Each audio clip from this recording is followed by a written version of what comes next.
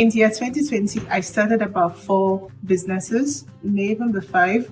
And one of those businesses has made me over $50,000 so far.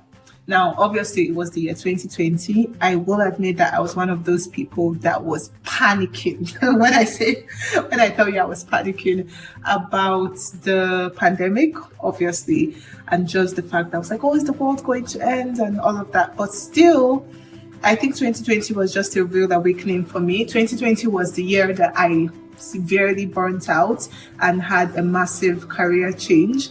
But then also 2020 was the year that I quit corporate for good. And I was like, you know what, I'm done. And I decided to start my own business. But as a multi-passionate, which is just a fancy word for someone that cannot make up their mind on what they want to do, I had a lot of things that I wanted to do, and I have a lot of things that I am good at doing. So I was like, okay, which of these many skills can I monetize? I knew how to build websites. I was a software developer. I knew how to design. Now I'm not like top-notch graphics designer, but I can, manage a couple of graphic projects.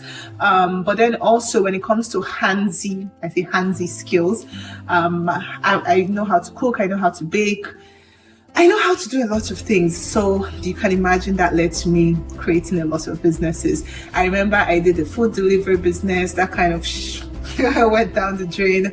I think I tried my hands on just web design alone. I tried a couple of things that year, and then I finally landed on my digital marketing agency, which so far has generated me thousands of US dollars, and it's been amazing. But I think when I look back at 2020, the most important lesson for me was just the willingness to try. I think one of the problems that a lot of people face is just like they tried the one thing, and I'm not saying it's easy. I'm not going to stay here and pretend like, just because you try one thing that means it was easy for you. Absolutely not. But you need to be willing to try a lot of things. This applies to any kind of job and any kind of career as a creative. If one thing is not working, that is not a testament to you as an individual to say that, you are not skilled, you're not good at something.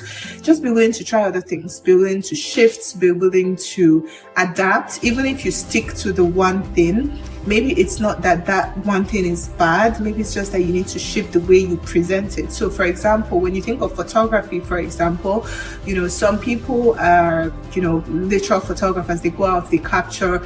Maybe, wedding photography is not your thing. If you don't succeed in weddings, maybe you can try newborn baby photography. Maybe you can try just sticking to business owners, brand photography. Maybe you can decide to do product shoots. Maybe you can try food photography. Again, even if you're not successful in capturing anything, maybe you're very good in creating presets. I know that, photography presets still sell very much even in this day and age. Maybe you're good in selling your artwork as prints, like photo prints. We sell a lot of photo prints for our creators here at Tri-Aesthetics. So the point of this is just because the one thing doesn't work out doesn't mean that you should rule out everything and be like, didn't work out, that's the end of it. Be willing to try, be willing to pivot, and you'll be surprised, what you end up with. At the end of the day, remember, like, this is, if you're in it for the long run, I think the biggest motivation for me was like, I needed to make it work. And I think that's the mindset that lots of people need to have. I had left corporate at the time and I was going into business for myself. I was not going back. I said to myself, I'm not going back. And I knew I needed to make it work, right? This is not, it's not anything to do with corporate. It's just, to go back to your why. For some people, it's money, and money is a very good motivation. So remember the motivation to start this thing and try a couple of things to see what works for you. Let me know if that helps.